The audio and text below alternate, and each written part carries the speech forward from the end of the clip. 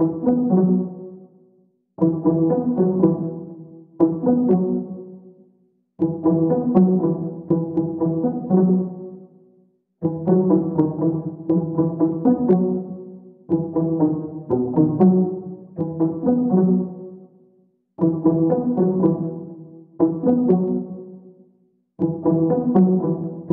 daholo androany isika dia ndao indray ary hilaza vaovao malaza amin'izao fotoana izao. Tsy inona moa izany fa mahakasika ny raharaha Masy Golamali izay fantatsika tsara fa nahiditra ponjavonja maika any Ambovimbe ihany.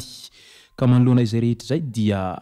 nandefa hafatra ny avy any amin'ny Amnesty International izay nilaza fa avoay tsy misy fepetra i Masy Golamali hoy izy ireo raha nandefa an'izay hafatra izay. Ka eo ampiandrasana an'izay valiny hafatra fangatahan'ireo avy ao amin'ny Amnesty International zay isika rehetra amin'izao fotoana izao, indrindra fa ireo vahoaka Antsihombe iray manontolo ao amin'ity olo-mangan'izy ireo izay niditra amponja ity. Ka io ny fakafakena amintsika ato anatin'ity video ity, ka manasa antsika rehetra anaraka an'ity video ity hatramin'ny farany. Asa dino ny milike ny video antsika ary tsarovy hatrany miabony amin'ny chaîne antsika mba ahafahanareo manaraka tsy tahapaka ny video zay lefa ny am'sesy tonga tawatagasy toy izao ny fanaovana azy. Tsy ampendely isika fa avy hatrany tonga dia vavany ndao ary. Mialoha ny dirantsika lalandalina amin'izay resaka raharaha na voasaringotra any député Masy Golamali izay dia ndao ara ho resahana amintsika ireto vaovao malaza ireto. Any Toamasina nasiana fanamboarana hanomezana endrika miavaka kely ny boulevard Ratsimilao ao Toamasina renivohitra ao izay misy lalana mitsofoka anaty ranomasina ary ahitana toerana fipetrahana sy fakana aina ihany koa. Tombony ho an'ny vahoaka ny Toamasina moa ity fanamboarana ity ary tombony ho an'ireo tanora na ny olobe izay tia mandeha mitsangatsangana eny Amborontsiraka eny moa izao fanamboarana izay natao amin'ny boulevard Ratsimilao izao. Eo amin'ny fitaterana Anaba indray dia hanomboka ny 3 septambra ny sidina Madagasikara sy Dubai. Misokatra amin'ny sidina iraisam-pirenena vaovao indray ny kompania Anabakabaka ho an'ny Malagasy. Nambara tamin'ny fomba ofisialy fa hanomboka ny 3 septambra izao ny sidina mampitohy any Dubai sy Madagasikara amin'ny alalan'ny Emiraty. Io no nambarany Ramonjavelo Valery izay minitry ny fitaterana sy ny famantarana ny toetry ny andro. Zava-dehibe ho an'ny Madagasikara izao ho izy satria anisan'ny kompania Anabakabaka lehibe eran-tany ny Emiraty. Amin'izao fanombohana izao anefa dia hanao sidina 4 isan-herinandro izy ireo. Mbola tsisy koa ny sidina mivantana fa mandalo ao Seychelles izay vao mihazo any Antananarivo. Inoana fa hampivelatry ny sehatry ny fizahantany izao fisian'ny sidina avy any Dubai izao ary hitondra asa vaovao ho an'ny Malagasy manerana ny nosy. Hoy hany Ramonjavelo Valery izay minitry ny fitaterana sy ny famantarana ny toetry ny andro. Tsara ho marina fa nandritry ny dian'ny filohan'ny Republika tany Dubai faranteo no nahafantarana voalohany fa hisy izao sidina Madagasikara Dubai izao. Ny tanjona dia nisokatra amin'izao tontolo izao raha ny fanazavan'ny hatrany. Manoloana izany vaovao izany dia maro sahady ireo Malagasy izay te ho any Dubai no falifaly tanteraka amin'izao fotoana izao satria tonga dia mivantana hatrany Dubai ilay sidina fa tsy mandeha toeran-kafa intsony hoy ireo izay mpanao voyage Dubai Madagasikara izay.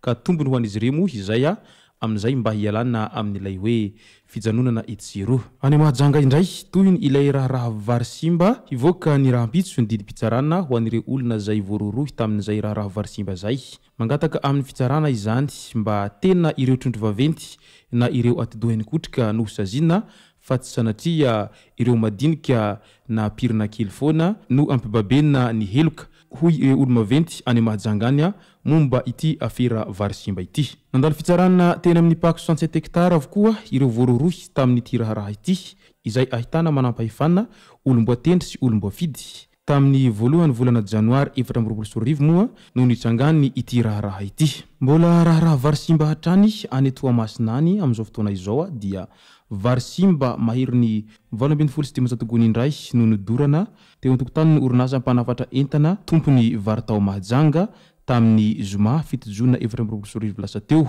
Tsy azon'olombelona ho anna intsony ireo vary ireo araky ny valin'ny fitiliana natao tany amin'ny laboratoire ka izay no antony nahatonga anireto vary reto no nodorana tahaka an'izao. Manoloana izay fandorana vary izay moa dia maro ireo Malagasy izay sahirana maneho ny heviny amin'ilay hoe teo ireo vary ireo tsy simba ka nahoana raha tonga dia nizaraina tamin'ireo rehetra izay tsy manan-kohanina ireo vary ireo fa ny andrasana efa simba izao dia dorana fotsiny raha toa ka mba nisy ihany ny fitiavana ny mpiraitan-drazana tokony mba nozaraina tamin'ireo izay tsy manana ireo vary simba ireo fa mampalahelo ny toesaina tahaka an'izao ho izy ireo aleon'ireo izay manan-katao no hodorana ilay vary toy izay mba nizaraina tamin'ireo izay tsy manan-katao fony izy mbola tsy simba eny na dia zany azy zany fanehoan-kevitra an'ireo izay nalahelo nitan'izao fandorana vary simba izao inona moa ny azo atao fa anazy io vary io ka izay tiany anaovana azy no anaovany azy na hodorana io na horinany an-dranomasina io izay tiany anaovana azy dia mety daholo satria anazy io ary volany no niala tamin'io amaranantsika azy dia raharaha mahakasika ny député Masy Golamali indray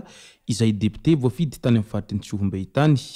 efa fantatsika tsara moa izany député Masy Golamali izany fa député tena manana ny maizy azy raha oharina amin'ireo député rehetra manerana ny nosy ny trantsehatra manoloana ny raha fisamborana sy fitazomana amin'ny alalan'ny fanaovana andrimaso ny député ny Tsiohombe Ramatoa Masy Golamali ny Amnesty International amin'izao fotoana izao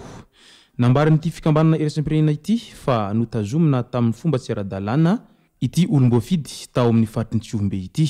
natao andrimaso nanomboka ny ray jona 2024 izany hoe nampitso ny fisamborana azy rehefa voaroroy ho tao ambadiky ny raharaha famaizana bureau ancienny tao Tsiohombe i Ramatoa Masy Golamali ity arak'izany dia nilaza izy ireo fa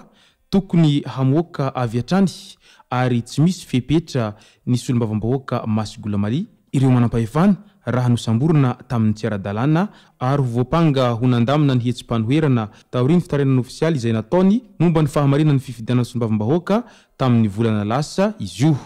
hoy hiatrany ny Amnesty International ny farany herinandro teo raha naneho ny heviny mahakasika ny tsy fahafaliana izy ireo amin'izao fisamborana ny olomanga ny Tsiohombe izao arak'izany dia miandry an'izay fanapahan-kevitra ho raisin'ireo manam-pahefana zany nivoaka ny Tsiohombe Ray Manontolo manoloana an'izao tranga fisamborana ny olomangan'izy ireo izao ary tena maro ihany koa ny malagasy rehetra miandry ny fampiarana ny rariny sy ny hitsiny manoloana izany hoe fisamborana tsy ara-dalàna natao amin'ity olomanga sady olom-boafidy tao amin'ny faritry ny Tsiohombe ity zany no eo ihany fa maro ireo izay naneho hevitra mahakasika an'ity raharaha ity ao moa ireo izay tena hita fa nalahelo fatratra manoloana an'izay tsindry nahazo an'ity solombavam-bahoaka mbola tena amperina asa tanteraka ao Tsiohombe ao amin'izao fotoana izao satria mbola tsy tonga ny valin'ny fifidianana ofisialy amin'ny solombavam-bahoaka vaovao ka noho izany dia tena mbola solombavam-bahoaka feno izy ary mbola manana ny zo rehetra amin'ny maha solombavam-bahoaka azy izay nefa ny lalàna mamaritra tsara fa ny solombavam-bahoaka amperinasa dia tsy tokony ho azo anaovana ny zavatra tahaka an'izany araka ny lalàna izay ny fidin'izy ireo ihany nandritra ny fitondran'izy ireo tao anatiny izay hoe lalàna mamehy ny immunité parlementaire izay ka raha ohatra raha mbola mitohy ny fitazomana an'ity solombavam-bahoaka ity ao am-ponja ary mbola mihamitatra izany raharaha izany dia mipetraka ny fanontaniany be sy ny maro amin'ilay hoe rehefa solombavam-bahoaka amin'ny antoko inona no afaka misitraka an'izay hoe immunité parlementaire izay fa rehefa solombavam-bahoaka amin'ny antoko inona no tsy tokony hisitraka an'izay immunité parlementaire izay moa ny masaka azonarosy tao anatin'ity video ity tomboka lasy tomboka vavy misaotratsika rehetra naraka an'ity video ity hatramin'ny farany azadiny ny milaiky ny video antsika ary tsarovy hatrany miabony amin'ny sainina antsika mba fanare manaraka tsy tahapaka ny video azy levana amin'ny sisy tao matawata gasy tomboka lasy tomboka vavy mankasitraka dia mirary soa